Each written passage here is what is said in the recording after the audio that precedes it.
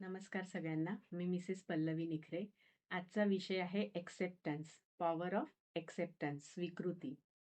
पहा, कधी-कधी आपल्या आयुष्यामध्ये अशी परिस्थिती येते, की ज्याला आपण व्यवस्थित सांभाळू शकत नाही किंवा सांभाळण्याचा प्रयत्न केला तरीसुद्धा ती गोष्ट, ती वस्तू, ती सिच्युएशन आपल्या हाताबाहेरची असते. मग अशा वेळेला चिडचिड करण्यापेक्षा त्या गोष्टीला सरळ-सरळ एक्सेप्ट करायचं, की हे असंच राहणार आहे. जसं पहा, आपल्या घरामध्ये वृद्ध मंडळी असतात आणि ते जसं-जसं त्यांचं आणखीन वय वाढत जाते, तसे-तसे ते काही महत्त्वाच्या गोष्टी विसरत जातात. त्यांच्याकडून व्यवस्थित चालणं होत नाही. त्याच्यानंतर कधी-कधी जेवण करताना खूप सारं जेवण सांडवतात ते. मग आपण रोज त्यांच्यावर चिडचिड करणार आहे का? आज तसंच, उद्या तसंच, परवा तसंच. असं करण्यापेक्षा जर समजा आपण ही गोष्ट एक्सेप्ट केली, की ते आता त्यांचं वय खूप जास्त झालेलं आहे आणि ते असं त्यांच्याकडून होणारच आहे. जर आपण ही गोष्ट स्वीकृत केली, जर आपण ही गोष्ट एक्सेप्ट केली, तर आपल्याला सुद्धा त्रास कमी होतो आणि आपण त्यांच्यावर चिडचिड करत नाही. दुसरं एखादं उदाहरण द्यायचं म्हटलं, समजा आपल्या घरी खूप सारं काम सुरू आहे, धूळ आहे, माती आहे, सिमेंट आहे, मग आपली रोज चिडचिड होत असेल याच्यामुळे. तर त्या चिडचिड करण्याला काही अर्थ आहे का? त्या गोष्टीला आपल्याला एक्सेप्ट करावंच लागेल. जोपर्यंत काम राहणार आहे, तोपर्यंत हे सगळं राहणारच आहे. काही सिच्युएशन्स अशा असतात किंवा काही अशा व्यक्तीसुद्धा असतात, आपल्या घरात असतात, आपल्या वर्किंग प्लेसवर असतात किंवा आपले फ्रेंड सर्कलमध्ये असतात. नाही पटत आपल्याला त्यांचा स्वभाव.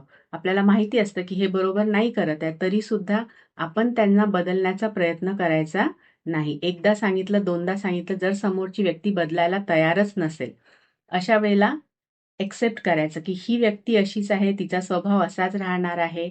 आपण त्याला बदलू शकत नाही. एखादी व्यक्ती खूप चिडचिड करते, खूप रागीट असते, छोट्या-छोट्या गोष्टींवर तिला राग येतो. मग तिच्यावर चिडचिड करण्यापेक्षा तिचा स्वभाव असाच आहे, एक्सेप्ट करायचा. आता पहा, एक छोटीशी गोष्ट तुम्हाला सांगते. एक व्यक्ती असतो, तो सकाळी रोज ध्यानधारणा करत असतो, मेडिटेशन करत असतो आणि जेव्हा तो मेडिटेशनला बसतो, बरोबर त्याची बायको किचनमध्ये त्यावेळेला काही ना काही काम करत असते, आवाज करत असते. त्याच्यामुळे त्याला खूप डिस्टर्ब होते आणि मग तो खूप वैतागून जातो, खूप चिडचिड करायला लागतो.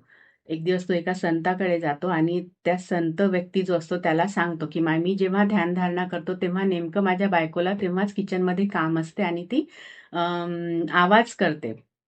जेव्हा तो हे सांगत असतो, तेव्हा तो संत म्हणतो, की "आत्ता तू जेव्हा मला हे सगळं सांगतो आहे, तेव्हा इथून एक भाजीवाला गेला.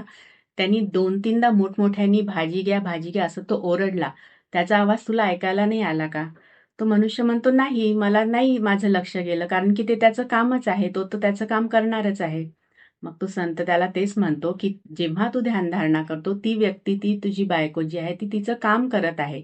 जसं तुला याचा आवाज नाही आला, तसं तुला जर समजा तू एक्सेप्ट केलं, की ती ते काम त्यावेळेला करणारच आहे, तर तुला त्या गोष्टीचा सुद्धा त्रास होणार नाही." त्याच्यामुळे काही लोकं, काही सिच्युएशन्स अशा असतात, ज्याला आपण बदलू शकत नाही आणि न बदलणं आणि त्याला एक्सेप्ट करणं याच्यातच शहाणपण असते. त्याच्यामुळे अशा सिच्युएशनला, अशा गोष्टींना एक्सेप्ट करूया. आणि का एक्सेप्ट करायचं आहे? जर आपल्याला आपल्या मनाची शांती पाहिजे असेल तर. रोज तेच तोच कलह घरात होतो आहे, तोच वाद घरात होतो आहे, लोकांना बदलण्याचा प्रयत्न करतो आहे आणि रिझल्ट मात्र काहीच नाही आहे. त्याच्यापेक्षा बेस्ट वे आहे की एक्सेप्ट करणं. त्याच्यामुळे आजचा मेसेज हाच. आणि दुसरी महत्त्वाची गोष्ट म्हणजे का बरं एक्सेप्ट करायचं? जर आपण समजा त्याच गोष्टी करत राहिलो ना, तर आपली ग्रोथ कुठेतरी थांबत आहे. आपण त्याच गोष्टींमध्ये अडकून राहिलो आहेत. आणि या समोरच्याला बदलण्याच्या याच्यामध्ये किंवा समोरची सिच्युएशन बदलण्यामध्ये आपला वेळ जातो आहे, आपली एनर्जी जात आहे आणि रिझल्ट पुन्हा काहीच नाही आहे. तो तीच वेळ, तीच एनर्जी आपण जर आपल्या आपल्या स्वतःमध्ये इम्प्रूव्हमेंट करण्याकरिता केली, जर नवीन कौशल्य शिकले किंवा आणखीन काही नवीन कोर्सेस जर आपण केले, तर त्याचा ॲटलीस्ट आपल्याला रिझल्ट तरी दिसेल आणि चांगला रिझल्ट दिसेल. त्याच्यामुळे विनाकारण वेळ न घालवता स्वतःमध्ये इम्प्रूव्हमेंट करूया आणि सर्व गोष्टींना आपण एक्सेप्ट करूया.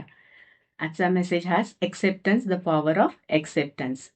पुढल्या मेसेजमध्ये भेटूया. तो राहील आहे मेंटल फटीगवर. म्हणजे मेंटल फटीग म्हणजे मानसिक थकवा. शारीरिक थकवा आपल्याला लवकर दिसून येतो, परंतु मानसिक थकवा सुद्धा असतो. तर बोलूया त्याच्यावर पुढल्या मेसेजमध्ये. तोपर्यंत bye everyone. Enjoy your day with attitude of gratitude. Thank you very much.